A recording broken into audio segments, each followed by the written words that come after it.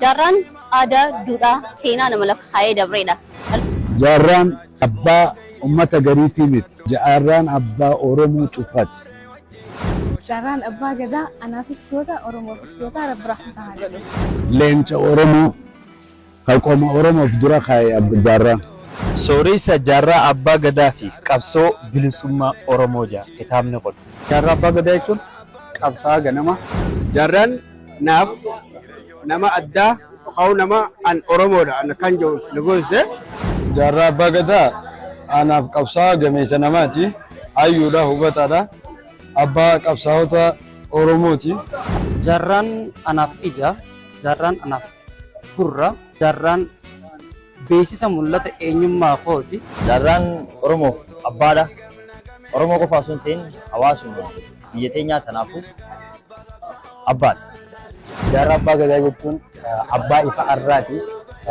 Jarran wallahi dhiira kiyyaa goota kiyyaa kaayyoo inni lafa kaayatee deemesan galmaan ga'uufiin bakka kanatti yaade. Jarran anaaf harkaadha.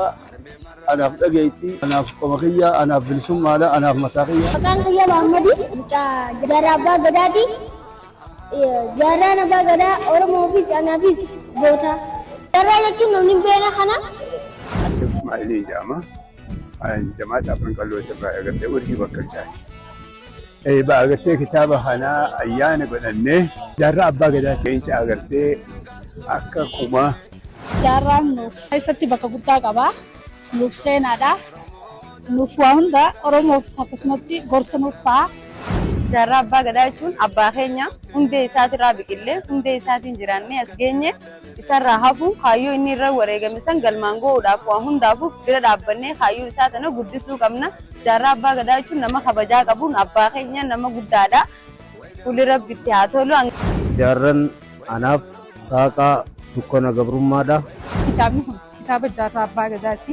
Jaarraa Abbaa Gadaa nuufis goota Oromoofis goota kitaaba kana dubbisaa itti fayyadama. Jaarraan naaf goota guddaa hayyuu guddaadha. Kitaaba kana keessa qabsoo Jaarraan Abbaa Gadaa uummata Oromootiif qabsaawaa ture.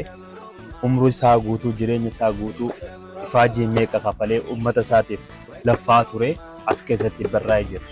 Kitaaba kana bitattanii dubbisuun dirqamaa. Seenaarraa dabra. Dhaloonni dhaloota dabreerraa seenaa hedduu fudhata. Qabsoo keessatti, aadaa keessatti, duudhaa keessatti. Jaarraan aadaa, duudhaa, seenaa nama lafa haayee dabreedha. Dhaloota har'aatiif kan bu'uura ta'e. Jaarraan Abbaa Gadaa kan seenaan isaa dhaloota irraa dhalootatti dabru yoomiyyuu kan hin moofne, yoomiyyuu kan hin bannedha. Kanaafuu kitaabni Jaarraa Abbaa Gadaa barreessaa Jamaal Ahmadiin barreeffame gurraan dhala sagal adaree biyyoo galma calanqootti ni eebbifama. Isin tokko keessanii hin hafina. Seenaa kana gara seenaa dalaynee dhaloota itti dhufutti lafa keenya. Kan qofaa miti yoo rabbi jee guyyaa boru jechuunis boruma kana alhada boru kana galma calanqoo hammarreessa jechuun achitti sa'aa booda eebbifama kitaaba kana. Jiraattonni magaalaa Hararii naannoo isheetti argamtan hundinuu eebba kitaaba kana gubbatti akka argamtan kabajaa fi jaalalaaniin isin afeeroo barbaadu.